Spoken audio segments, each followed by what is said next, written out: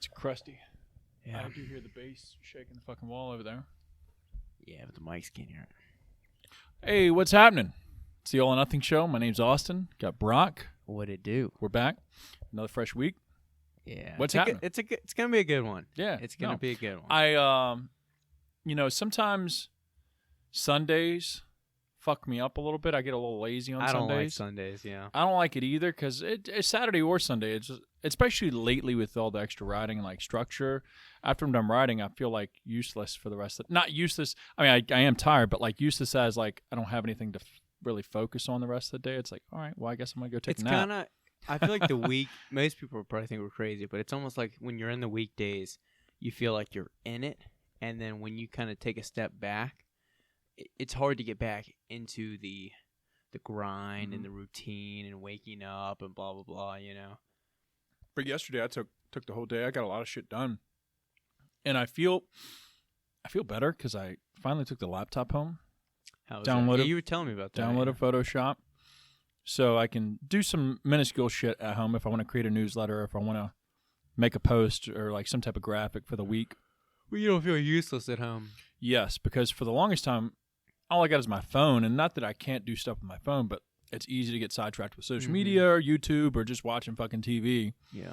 But yesterday, I maybe watched 30 minutes of TV while I was eating something. And after that, closed it down, opened up the laptop, started just cleaning the apartment, downloading Adobe, did a newsletter.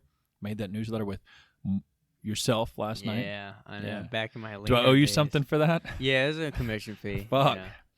But, and I could have did like some bullshit instead of making that. Yeah. Which, I don't know. Hopefully there's some return on that. It's better than nothing. Yeah, and I don't know. Maybe you're like this too. I'm a little bit of a workaholic, and I'll acknowledge it. But, yeah, when I leave here and I get home, if I'm not actively spending time with Maddie or, taking Dobie out, I'm kind of like at a loss. I get home, and I don't watch TV. We don't have cable or anything like that. And even like YouTube or whatever, I'll watch it maybe when I'm eating or drinking something. But besides that, I don't just sit there and pull up like a show or just kind of hang out. I could read a little bit, maybe.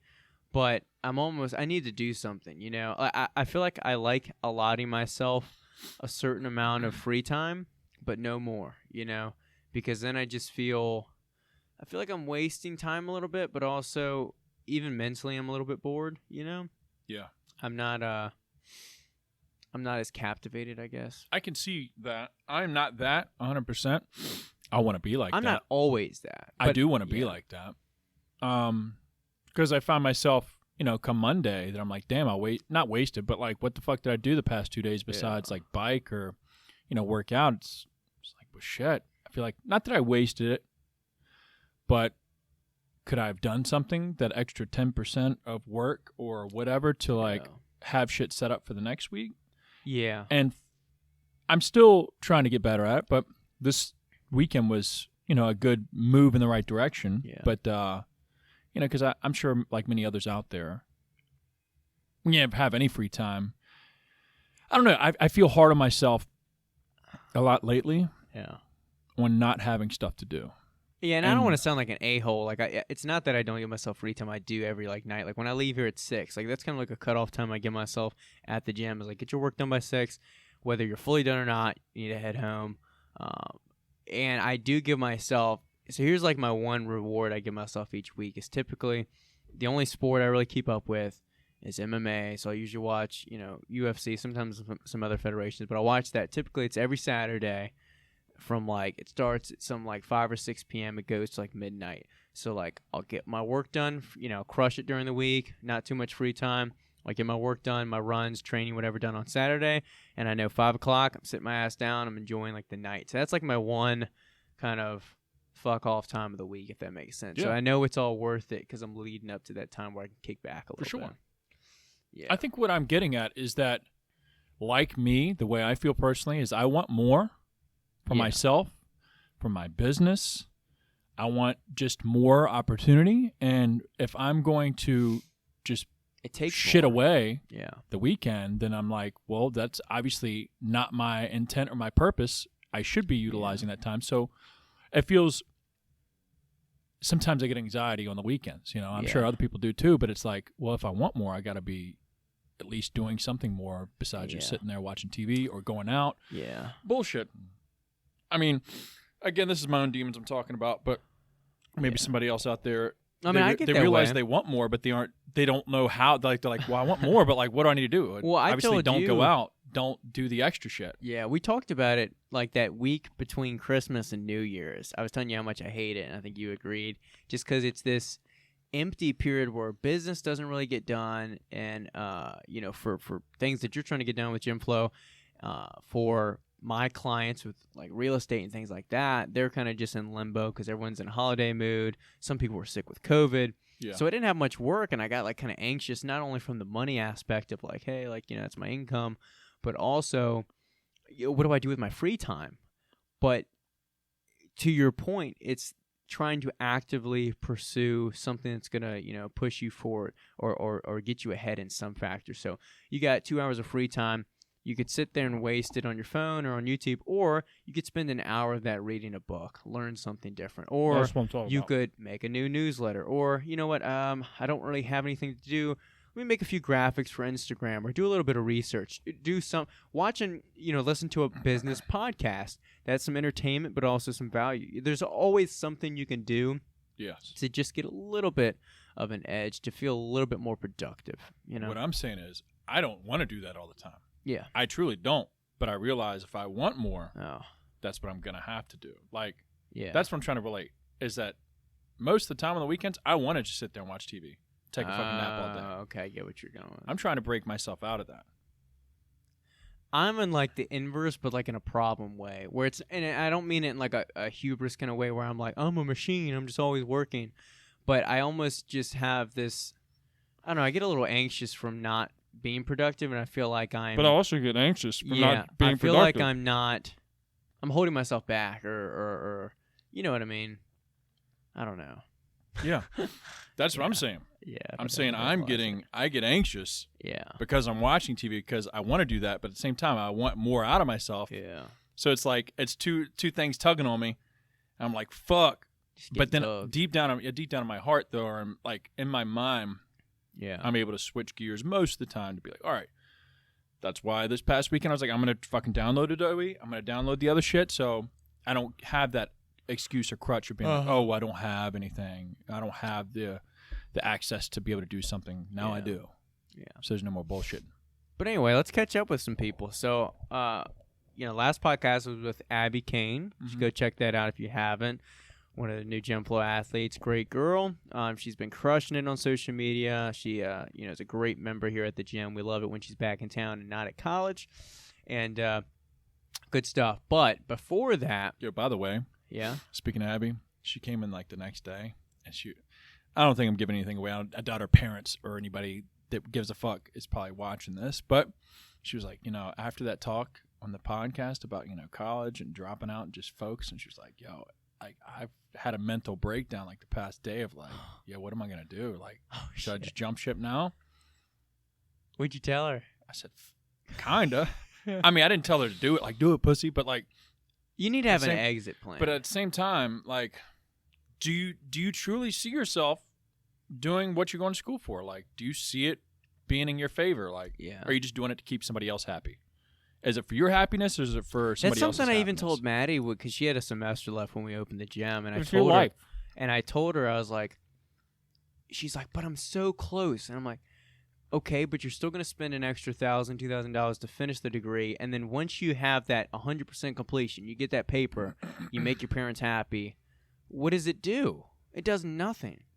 So I gave her some slack because how close she was to Yeah. finishing it, but at the same time, what has she done with it since? It's like, But anyway, I want to talk about me a little bit because that's all I do is talk about me, and other people hate me. That's what it is, right? What do you Because I got? hate other people. Went on the trip to Colorado. I wanted to tell you about it. Oh, yeah. I didn't even really get to tell you about it because I told you I'd save it for the podcast. Yeah. So Maddie and I went on a trip to Denver, Colorado. We also spent some time in the Springs, a little bit of time north of Denver, and it's our first real vacation, honestly, since we went to Columbus, Ohio, like right before the pandemic. And she's been out to Colorado before. She went on this high school trip or program that basically they go through like a state a day for like a month. So she's kind of been all the way out west, but then all the way back, but never really spent much time there. I've obviously never been west, so very cool to kind of stop in Colorado, see what it was like. First day we got there, a ton of snow, but then every day after was honestly kind of like how it is in Virginia right now. So it's cold, but it's not too brutal. But very cool to see the city. Get away from the gym a little bit, see how it could operate, and how you kind of held it down along with Jordan, one of our members, and things like that while we were gone. So it was good to see that the gym was still thriving without being there, especially, speaking about anxiety, like that's anxious, and, a lot of anxiety and stress goes along with that, taking a step away. And yeah, I wanted to talk about the gyms a little bit, Rant, because there's a couple, we went to 3 different gyms when we were there. And I'll say the mask policy in Colorado is pretty fucking dumb. Mainly in Denver. The other places were fine. So, first gym we went to is this gym called Create You. Mm-hmm. It's fairly influencer heavy. I don't know how many influencers really go to it, but there's one specific. Katrina College Clean Eating's like the username. She's kind of big on Instagram. You knew that going in there before, or you? Yeah, knew Maddie knew about the gym because of her. She's Gotcha. from Virginia Tech. But she got a lot bigger on Instagram. I think she has And like it's her gym? 800,000. No, but she goes there. Another influencer that I think has like 300,000 owns the gym. Okay. Yeah. So he owns the gym. It's almost the size of, I'd say it's the size of our back turf room if you doubled the width. So almost like, or a better way to describe it maybe is the machine room and just extend it back to the center block wall. Gotcha. So pretty small. But, when I went in there not knowing a ton about the equipment, I just had seen the interior. And I'll say the guy, it's run very similar to us, to where the guy that owns it, he's not really there all too often, but there's a general manager that is always there, kind of this younger cat. And so we're talking to him, really nice guy. They operate with a different kind of software, but same kind of deal with us, where it's 24/7. You scan in, digital waivers, all that kind of stuff. And it's funny, they had it structured more heavy on the aesthetics, less heavy on the equipment. So the aesthetics were sweet, black interior ceilings, walls, bright white lights, new modern turf, flooring. Everything looked really good, right? But the equipment, if I had to be picky, was a little bit lackluster, because they got a brand called Rep Fitness, like REP, which is a decent brand, but it's more like home gym equipment. So, it's hard to screw up dumbbells. The dumbbells were fine. The benches were fine. But the barbells were definitely a little bit commercial gym-esque, if that makes sense, especially coming from our equipment. So they didn't have any, competition-type barbells, whether it be Texas or Rogue. And then the racks they had 3 of them, were all, fold-out racks. So it doesn't bother me too much, but if you're a stronger dude trying to do 300, 400, 500, 600 pounds, a little shaky, not super strong feeling, in those racks, and no power rack option, basically. I mean, well, you could set it up within the fold out, but again, not what you'd expect. And trying to bench press off of those 2 feels a little wonky. And then they only have 1 deadlift platform. So as far as powerlifting, or if you're trying to do really consistent training, I wouldn't really go there. It's more a pop-in day pass is fine, or if you're doing mostly free weights and you just want a good place to film or take content, it's pretty good. Because the machines as well were most of all them were brand called Pro Maxima, which is, again, not home gym equipment, but home gym-esque. It's not your side backs, your hammer strength, your pre-core, any of that stuff. So that was pretty disappointing too. The leg extension, leg curl combo just dug into my shin. I just gave up on it. They did have a belt squat machine, which I was surprised about, but their hack squat was half-ass brand, and leg press too, and things like that. Even their cables kind of stuck a little bit. It was a little weird. I sound like I'm bitching a lot. Yeah. I am a little bit. Nice. I am a little bit.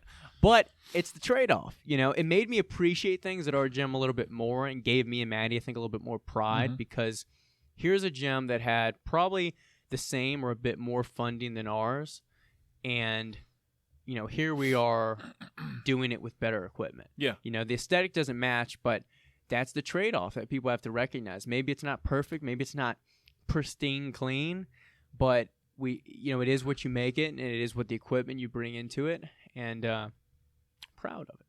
Good. So it gave me a little bit of pride. They seem like they're making money? Yeah, they're making money. Sure. They actually had like about the same members as us. And Sure. we're also talking about a member cap. Yeah. I know we've considered that in the past, but I think we're kind of healthy with where we're at. But they had just about the same members as us. I think they charge more though, which is kind of interesting. But they were saying they get super busy during their hours, which I don't know how the fuck they manage If having they get busy hours busy. in that small spot. Yeah. But anyway. I won't really talk about the second gym we went to. It was a big-ass commercial gym. You just saw all kinds of people. You saw a dude shadowboxing on the turf. Chicks Typical. barely wearing clothes, Yeah. bros in tank tops, like just typical everything. But the last gym, here's why I can bitch about the mask policy. I sent you a picture. Yep. So this one was actually in Denver.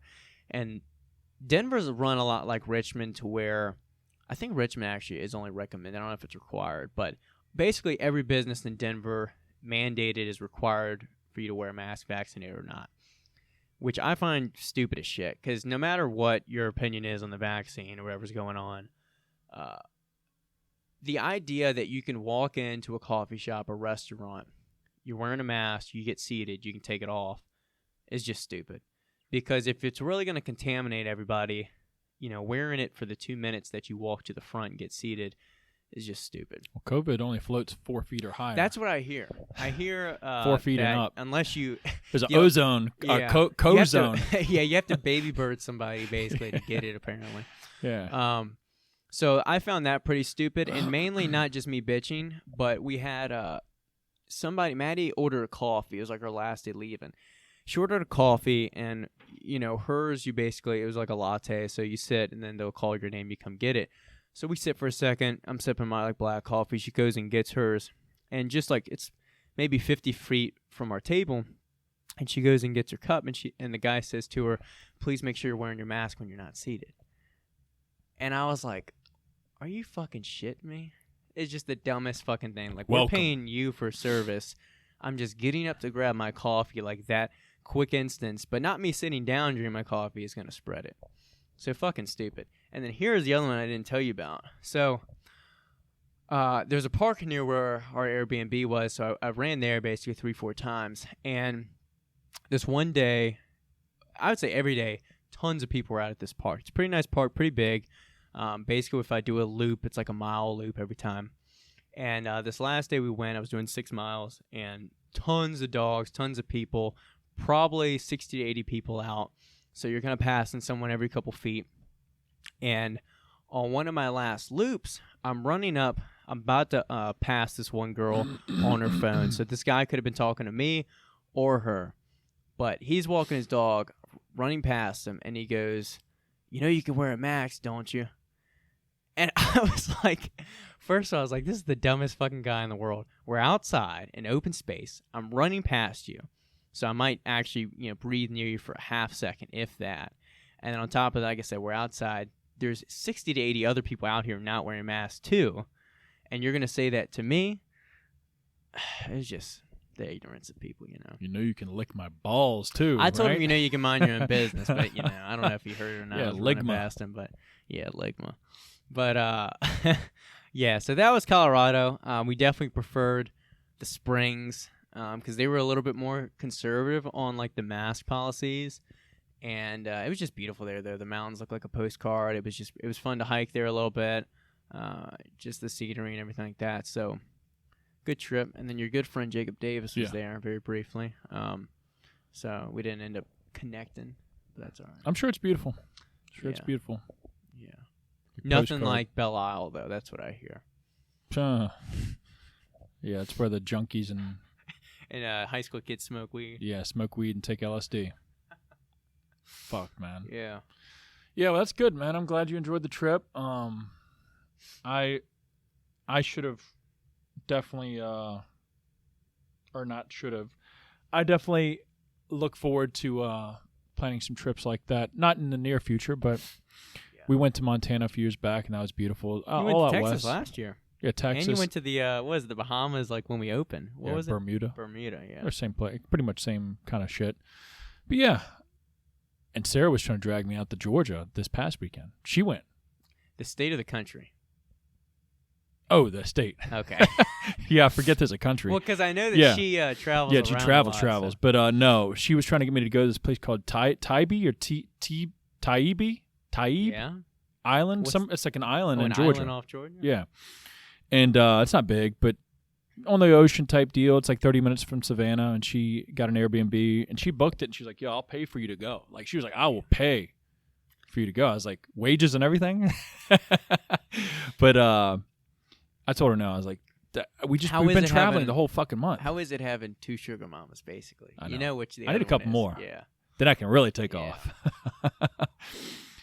Oh, man. They need to fund the supplement venture. Yeah. God damn. But anyways, yeah, so she'll be back today, but I almost went down there. But I'm glad I didn't, because like the whole time it was rainy and like only got up to 62, 63. I was like, that's not even like warm. No.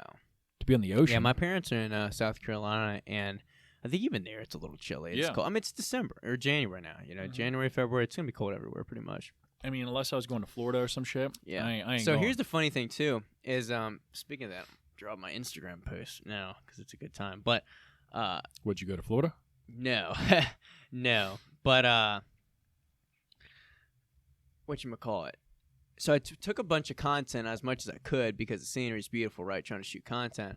I'm sure some people were like, this motherfucker, you know, taking off his shirt. It's probably like 20 degrees. Oh, yeah, that was me. It actually wasn't. It actually was like high 50s.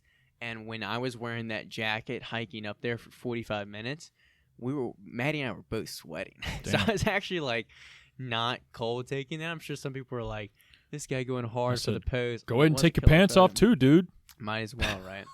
Yeah. But yeah. So funny thing with that. But I was also lucky that Maddie could snag some of those photos because yeah. I know she ain't like she's me. Not, you know, no, she ain't got it like you. That's right. That's right. Yeah, I'm sure. When I saw like 2 of your posts, I was like, I wonder how many times you yelled at her before that post. Actually, almost this time, center me. Every time, but like twice, she actually did it first try. Oh damn! Like I mean, I had to guide her on the okay, set sure. this focus, blah blah. But a lot of it with the running photos is, you know, I basically just have her hold focus in a certain spot, and I'm running through, and she's just spraying and praying. So a lot of it's just catching me at the right stride, which is kind of like luck and chance. Mm-hmm.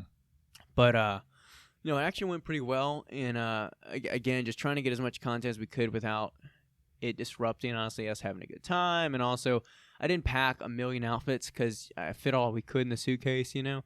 We were hiking in snow and like tennis shoes, basically, you know, just because we couldn't pack boots. We didn't really own any. So that's a tricky thing, right, when you just have your carry-on basically in a backpack. So, but I don't travel much. So I never really thought about it. Yeah, it's tough. I'm able to cram some shit, and I'll rewear some shit. I mean, I rewore a lot too. Especially if you're going with like somebody you've been with for a while. It's like, hey, well, luckily you probably won't want to get near me after like 2 or 3 days. Luckily, all you need is like one good pair of jeans. Yeah, so I had that. You can recycle those for a week. Yeah, I had 2 jackets. I wore one and packed one, and luckily my down jacket's very easy to pack. Socks are pretty easy to rewear. Yeah. And it's the shirts and undies. Yeah, luckily the 10,000 gear is supposedly anti-odor treated. Now, I think people probably mistake that for, you never got to wash it. Yeah. No, you need to wash it. But I think it could last 1 or 2 like workouts before it like really gets, you know, bad. So luckily I didn't really nothing smelled bad. But. And then you also have a Hail Mary of just going commando in the last day. Well, if you're out of underwear I'm completely, you're just like, guy. Fuck it. I'm rocking the last day. I'm going straight balls out. Yeah, I'm a commando. Do you do that like out there? Yeah. You're like, are you commando now? Yeah. What are you wearing? Pants, sweatpants, dude. You don't wear anything under that. No, don't pants me, dog. Some bare ass white cheeks. Sometimes I do. The only reason I like usually I do is sweatpants just because I'm not junk trying to swinging like that. Well, so there's that. There's one thing. Yeah. So a couple things. One, with it being cold, shit's not swinging as much because it's cold. Two, it don't swing much, but yeah. What's that little thing swinging? Oh, nothing. Oh, that's my phone. Yeah. 2, normally I would wear like some boxer briefs with sweatpants because these obviously don't have a liner like my 10,000 shorts. But the the reason is like today I don't have any clients. I'm not really walking around a ton. I get it. So I just want to be comfortable. And sometimes like the boxers ride up, then I'm grabbing my junk a million times. It's not worth it, right? So less friction. You need some better briefs, dude. I have some like Adidas like performance ones. What do you wear? I You just probably like a wear nice- the damn like No, I got some Reebok jams. Walmart I got raw shit. Reebok. I got some Nikes. I do. When I spend money, I do spend money on briefs. Yeah. I will spend like $30, $40 for Boxer like 2 briefs. pairs. Yeah. Yeah. Because those, I mean, they're hugging the most precious thing I got. The only Yeah. thing I got. Breathable? Yes. All of Yeah. them are like the stretchy, breathable. Like Yeah. I spend some I money like on the those. Adidas performance ones. They're pretty good. I think that's Yeah. what Seth Feroce recommended too. I don't think I have Adidas. I got Reebok. Got They're all Nike. like I got like a relatively couple the same. Under Armours too. Yeah. But yeah, if I spend money on anything, that's probably the only thing. Everything else is either my own shit or shit you give me. Yeah. Well, you're so cheap. You even turned down a pair I offered. I did. Yeah. Because there's strings attached I to was that. confused. You think there are? There really aren't. See, remember when I gave you those shorts a while back? I know you're. Yeah. You see, you know me so well that I feel like you overthink, and you're like, Yeah. fuck. A year from now, he's gonna deduct that from like something that I, charge. Yeah. No, dog. No, it doesn't always have to be like that, but usually it is. You're like, how much is? He's probably racking up a invoice for the coffees, right? All the coffees I make you. Yeah. I remember there is one thing in life. You're up to ain't 17 nothing now. free. Yeah. Yeah. Yeah. I was gonna ask, how's your training been? I really want to get outside. Why haven't you?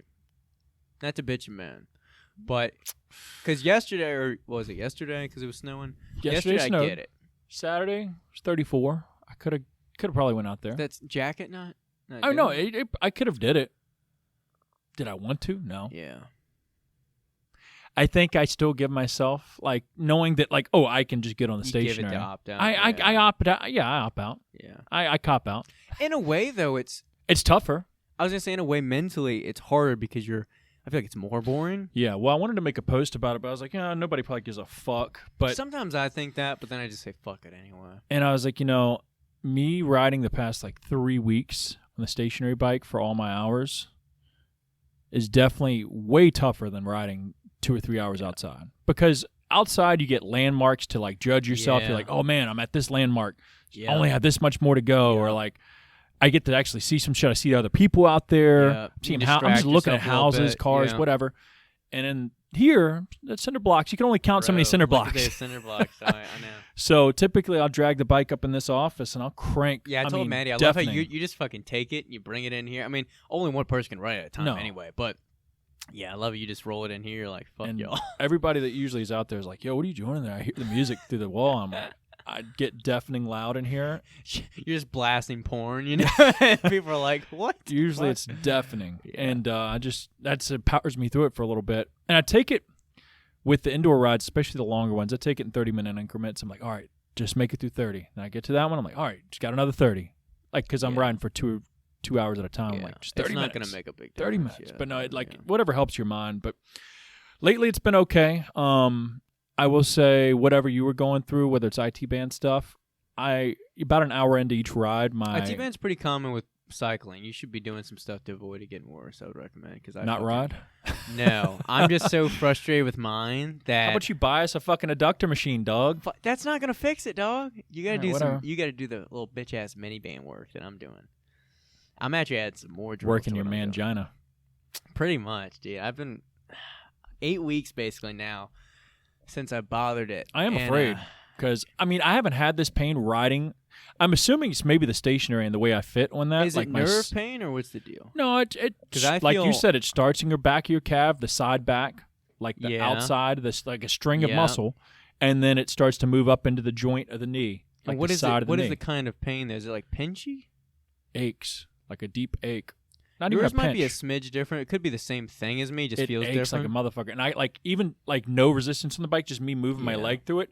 Every time my knee bends, it's like ooh, fuck. Yeah, I think it's the same thing. I think you're just describing it in a different way than I would. Yeah, But it's gotta be. Yeah, it's just. and I think it's because the only thing that's inconsistent or consistent actually is me riding the stationary bike, and I'm sure I don't ever really feel comfortable on the stationary bike. It's probably Doesn't not matter like aligned my right, my perfect, sit yeah. or my fit, I guess is what it's Yeah. called.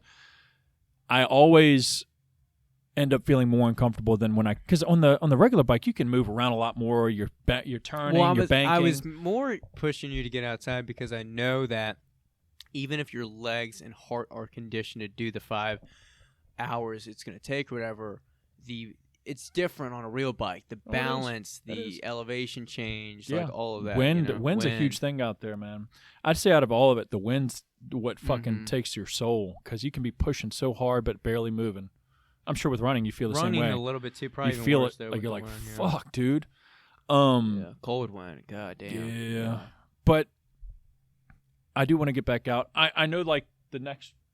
I don't have it up on the board, but the next weekend I have a 3-hour ride and then a 2. You're basically on the same schedule as me. You have like an extra 2 weeks, basically, but we're on the same timeline, so. Yeah, and so for that 3-hour ride, I'm definitely going outside.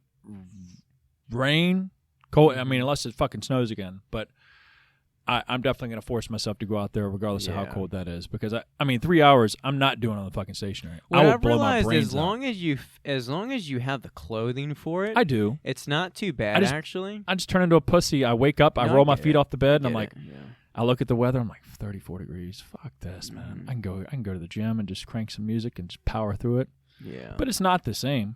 I do. Yeah. I know. I'm probably going to pay for it. Yeah. But I think what the pain I'm going through right now with my knee is associated to the stationary, I think. Because also another thing is, because I've been thinking about it, with the stationary, your feet are almost clipped in. They're in those little holsters. Mm-hmm. So it didn't allow my foot to really move much. Yeah. And I feel like on the wide open pedals, because on my bike, I'm the only guy out there with like a road bike that doesn't have clip-on fucking whatevers pedals. That my feet are able to move. I'm able to like adjust my knees. I'm able to move around a lot more. I'm able to stand up on that a whole lot easier, like on the stationary, because, you know. It's awkward, I know. You have to stay moving with the pedals. They don't pretty just much, like. Yeah. You can't just do that, you know? I don't know how to explain that over the mic. I don't really have too much to say, like what's better, what's worse. I imagine having clip-on shoes is better, so you probably want to be more sucked in. Yeah. But I wouldn't know enough to verify that claim, you know? I truly don't. I bought the bike from the guy that owned it before me, and I haven't adjusted really anything. I haven't adjusted the seat.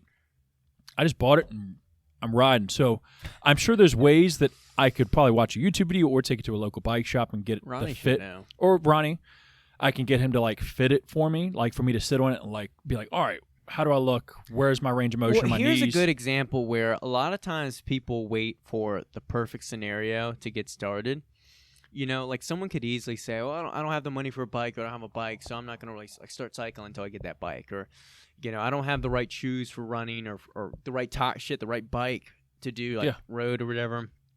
And you know, they kind of use it as like a cop out to starting something, you know, especially going into the new year. Hopefully, if you're listening to this and you got a goal and you're kind of using a cop out, like, you know, even what we've talked about with, hey, you know, we don't want to start advertising until we get, you know, this quality of content, or we don't want to start reaching out to blank until blank happens. Yeah. You can't wait, because then a year goes by or too much time has passed when you could at least get some experience, get some conditioning.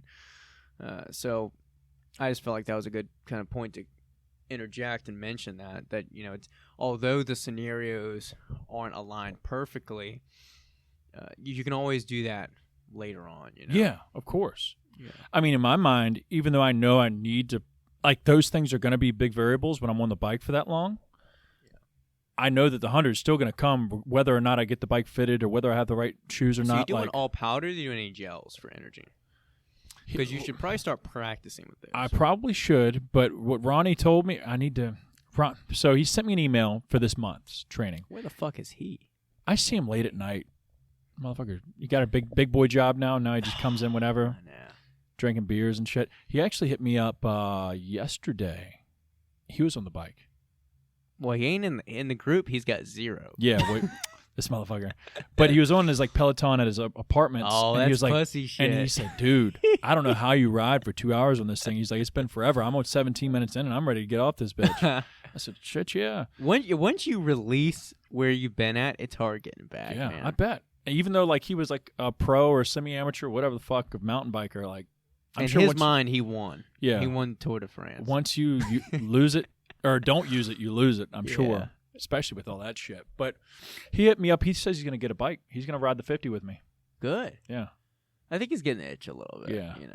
He's getting the itch. But anyways, as far as my nutrition goes, he just gives me a total amount of grams to hit. So he says for my shorter rides, do 60 grams. Yeah. For my longer, every hour, do 70 to 80 grams.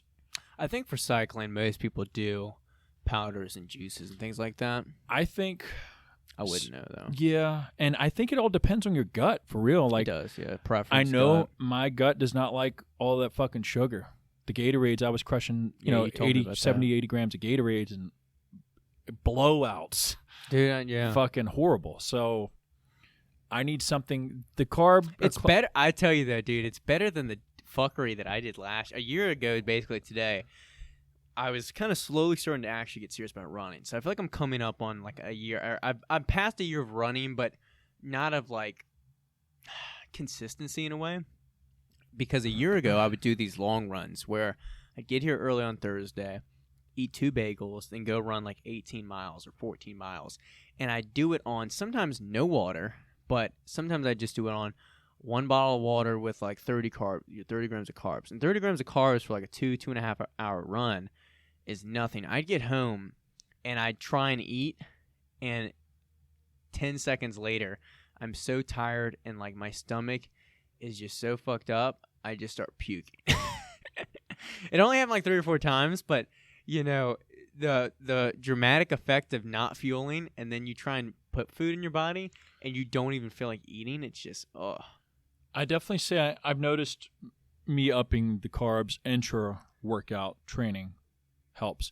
Doesn't matter. I mean, it does matter what I eat before, but like that only holds me for like the first 30 minutes. Because you don't feel like you need it when you're riding.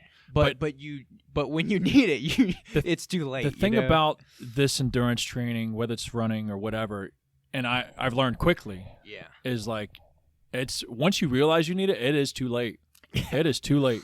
Yeah. You can try and slam some water, some food, and whatever. It takes hours to rebound from that. Like, usually, for me, like the last 50 I did, I underate or under-nutritioned, whatever, hard. And it wasn't until like 4 hours later to where I felt like I actually had my soul back. Yeah.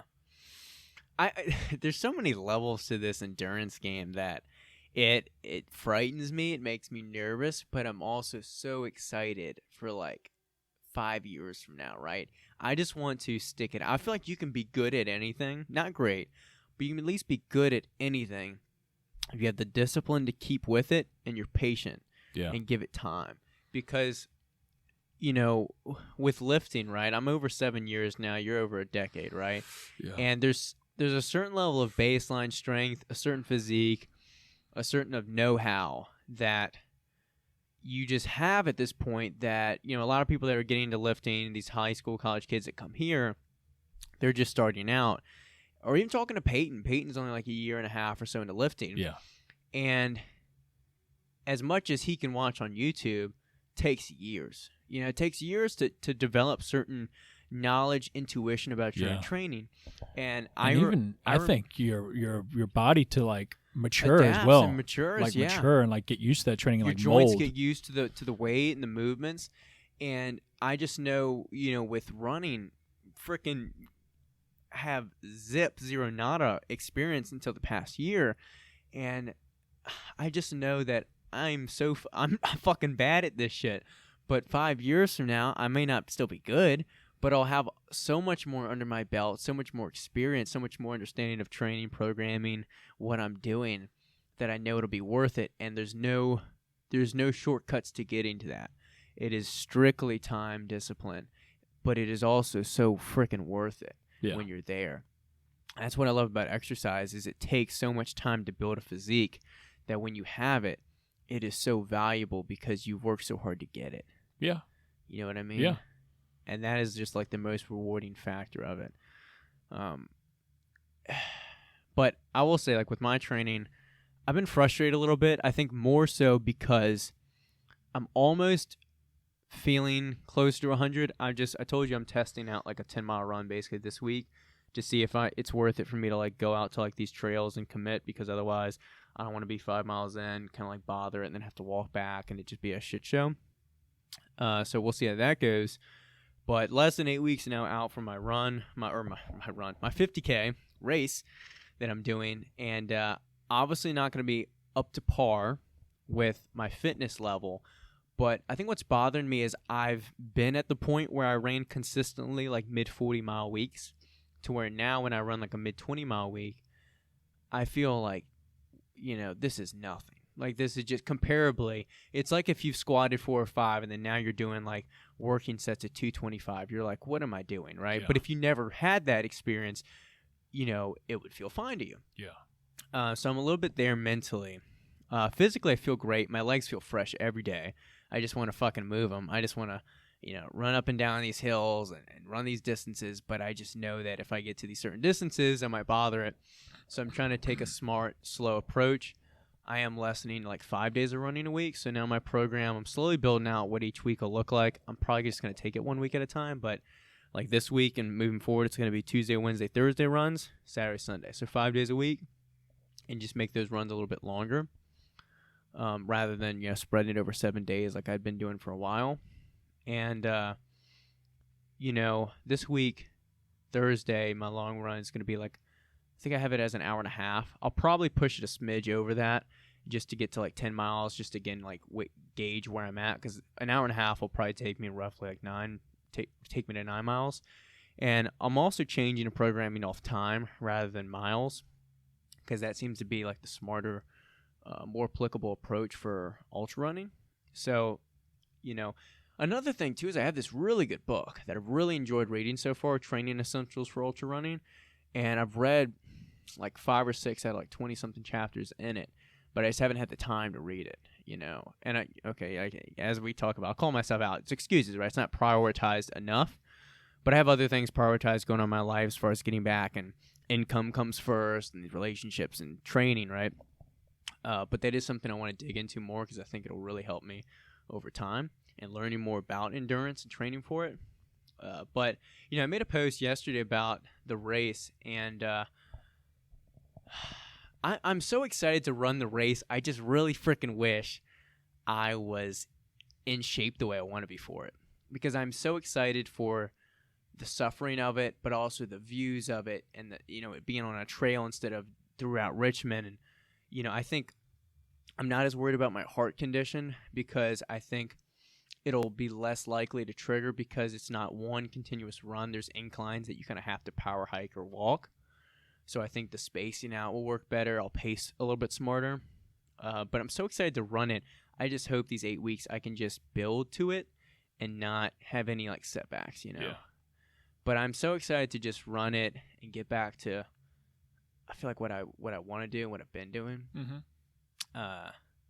And then, hopefully map out a 50-miler before the year ends. Yeah. But I just need to get healthy and let this IT band work. But it's teaching me a lot, man. You got to learn through injury. I think a lot of people, they fix their injury or they heal it up, and they don't take anything from it.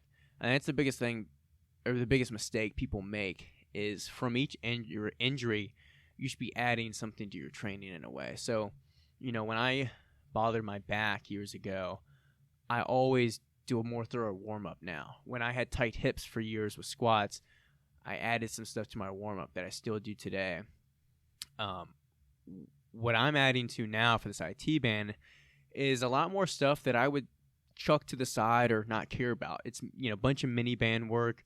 It's working my, my adductors, my glutes, or abductors, I should say, my glutes, and all these different things that I normally wouldn't focus on, or I'd be like, that's not going to make me stronger.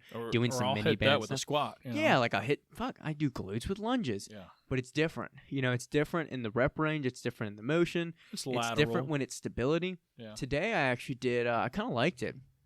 I did, as my last quad exercise, I would do single leg squats. Basically, I'd sit down, where the cable row's at. I'd sit down on the bench, but stand up with one leg, then sit down with two, obviously. Stand up on one leg. So I'd do 6 reps standing up on my left leg, 6 reps on my right leg, do leg extension for 12 reps, and then just right back into it, basically. So it was like a superset, but it was a way I could work some stability, unilateral strength, and also even some hypertrophy in there. So basically what I'm getting at is you can't just throw things to the side now that they feel better, because otherwise they'll creep back up into you. And mobility is almost like micronutrients in a way, to where it's not obvious when you miss out on a vitamin or a mineral, but you do it long enough, the results, the conditions, whatever with your health show up, so it's almost like you got to do the invisible work. By the way, speaking of mobility, do you see that fucking guy I sent you? Knees over toe. Yeah, I've seen him before. Motherfucker hit the splits on doubles. Yeah, both sides. That's what Drew's trying to do. I said, I missed Drew. Yeah, I do. But imagine, I know we could talk like what ifs and whatnot, but like how good you'd probably feel with that type of mobility. But like training like you do, because that guy probably, maybe he's strong. I don't follow him. Maybe he's strong. Maybe he's not. He does mainly like strengthening work, if that makes sense, rather than like he doesn't do workouts like we do.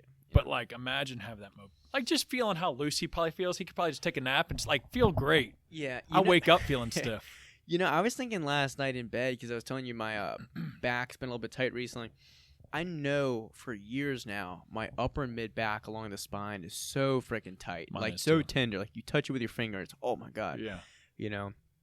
And I was thinking, because I got a birthday coming up, my parents might ask me like what I want. They'll probably just give me cash. That's probably what I'll ask for anyway. I don't really need anything. But I was thinking about it. I was like, damn, I'd really like freaking sports massage, know?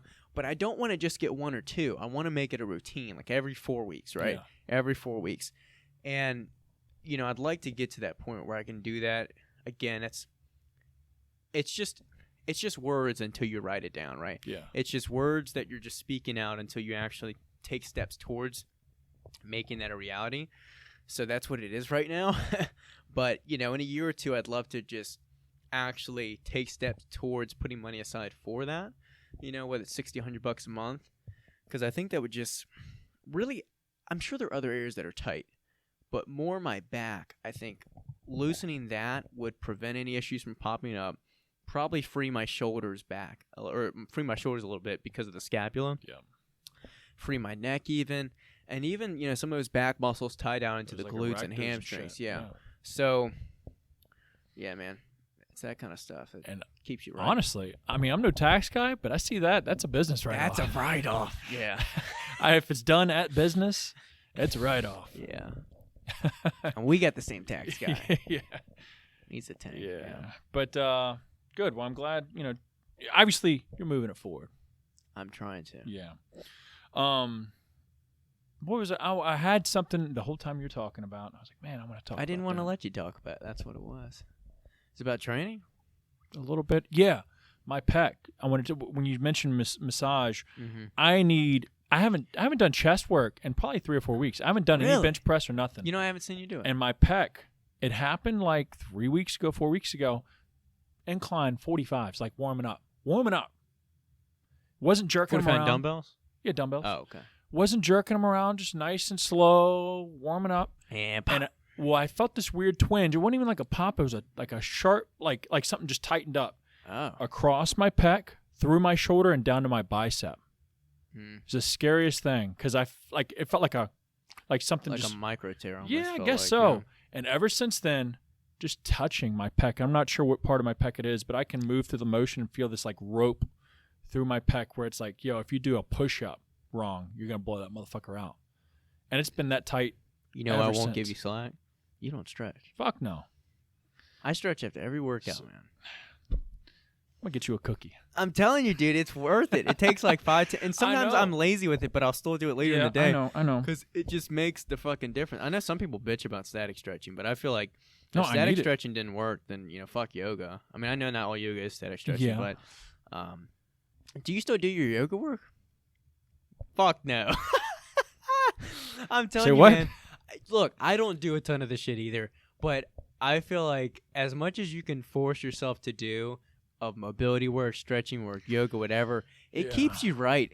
The hard part about it is it's not cool, it's not fun, and it doesn't show up. It doesn't really add anything. It just prevents you from making things worse. You know what I mean? So that's why it's so hard to do, because it doesn't add anything visual that you or tangible that you can take away. It just prevents you from fucking yourself up down the road. But you're like, fuck that. I'm never gonna, get injured. And then boom, it happens, and you're like, oh, I wish I would have. Like on my pack, Woulda, coulda, woulda. Yeah. It's one of like the funnest days to do. Yeah. And it's like, fuck, man. I've done some shoulder work here or there, but even like pressing overhead, I feel it like it's tight. I'm like, oh fuck, dude. But yeah, I need to work on that. I'm going to. Yeah. Today, I don't have anything on the books, so I'm gonna go out there with that fucking tune-up ball, and get some movement going. Get a little movement. Yeah. Yeah, you used to get Mr. Wong, wasn't that his name? Yeah. And I'm not making a racist remark. That's his his name real was name. Wong. His name was Wong. Dr. Wong. Yeah. Before I get canceled. Yeah. Yeah, cool guy. Yeah. But shit, dude. I guess we can wrap this bad boy Well, up. I got some questions I sent to you. Oh, we did? I sent them to you through Instagram. Oh, through Instagram. I was gonna say I didn't get anything yet. Hold on, people. Don't click off or click ahead. All right. So I asked some questions. I don't do it every week, but every now favorite and then. banned ingredients for pre-workouts. Yeah. So DMAA if you wanna ride. Yeah. So they're usually only banned ingredients. There's a couple that like are like hormone based, but like I never really fucked with those. I just only did the real shit. But as far as stimulants go, I mean, even you and me now, like I enjoy DMHA, but I don't at the same time. And it's one of the recently banned ingredients. But like even DMAA, all those were like even harsher. I remember like the original Jacked that had amp citrate and all those other things in it. They were cool, but like I'm sure if we were to take it now, we'd get wrecked. They're fun, but it's almost too high of a ride. Yeah. It's like heroin. It's fun while you're doing it, but eventually you come down. There's a low for sure. There's a low. And even like with pre-workouts recently, I told you like 1.5 scoops of pre, but honestly, half the time there's a little bit left, like 2 ounces maybe left before I work out. Mm-hmm. I'm just gonna start just doing 1 scoop, so I'm not wasting shit. Yeah. Because I don't know if maybe I'm being a bitch. I don't know. No. But I just feel like I don't need that much caffeine anymore, and the benefit of getting that stimulated, it doesn't add to my work. It just makes me more jittery and antsy, you know what I mean? Yeah. I will say from me personally, and we can switch questions, is like DMHA, when I have taken it recently or taken it in the past, I'm not sure if this is science or not, but there is some type of, whether it just gives you so much dopamine release that you don't that too. But if it gives you so much dopamine release that like you don't feel pain as much, I think that helps me because like I'll take it on some leg days and I'll feel like great while I'm doing it. I'm like, man, everything's clicking. I feel great. But I think it does help block some type of sense of pain, or it just gives so much high that you don't even feel the pain till it's like weared off. But yeah, I'm not missing any stimulants. Someone asked related to this. DMHA, DMA, DMAE, any differences? Yeah, or saw do you that just one. want to tell people, like, man, just do your own research? I mean, yes, but so DMHA and DMAA are very close. There was DMAA first, it got banned. Then there was a sister. Then they made the DMHA. It's just pretty much like moving a few molecules off of the structure. What's DMAE? DMAE is not a stimulant. So it looks like it because it's DM. Oh, he's like, oh, fuck. And everybody gets it confused, but that's actually, and I don't know a ton about it, but I do know that it's a choline or a acetylcholine persecure. So it just helps your body, cognition, helps your body create more choline, and then choline only helps your brain with natural functions as far as like memory, neurotransmission, giving you more like focus, but it has very, very little stimulant effect to it. So it's not even like considered a stimulant.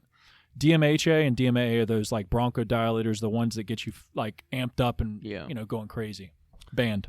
And while we're talking about being amped up, were these all from the same person? Because they're all like supplement related. 3 different people. Two of them asked like 2 questions per person though. Doesn't matter where your caffeine source is from, like natural tea leaves versus synthetic. I'll let you talk about it, but I do want to add that like I noticed, an 8-ounce cup of coffee sometimes gets me just as woken up or as energized as 200, 300 milligrams of caffeine anhydrous. Mm-hmm. It just definitely hits you different, or even from one anhydrous product like All or Nothing to another. There's so many ways that the source of the caffeine, from the manufacturer could hit you different more than just the amount difference. And then also I feel like what it's paired with can have, a strange impact, right? Yeah, there's, I guess, things called like synergism, where like if you have Synergist, caffeine yeah. plus other stimulants, it's going to like heighten the effect of the caffeine or vice versa. But this is just my simple brain thinking, like caffeine versus caffeine, like structural wise, like caffeine anhydrous versus like green tea. They were tea leaves, yeah. Something like that. The structures, caffeine's caffeine. Like the structure molecule wise, I would assume is still the same. Yeah. It's just one's synthetically made and one is going to be derived from a natural source. So like, that's just me thinking. I'm sure maybe there is some other like minuscule things that probably make one more better than the other. I don't know if cleaner's the word. I don't think like caffeine can be like clean. I think it's just how much you take. Or you're natural if you take synthetic. Yeah. To me, I don't believe there's probably a huge difference, honestly. I think the reason that like the supplements are so inconsistent is because of like the other ingredients that might be in there with it, and or the manufacturing of it, whether it's like they might have skimped on the caffeine or maybe overdid on the caffeine, whatever. But coffee's going to be pretty consistent, I would believe. How much salt is too much salt? You take sodium for performance. Never enough salt.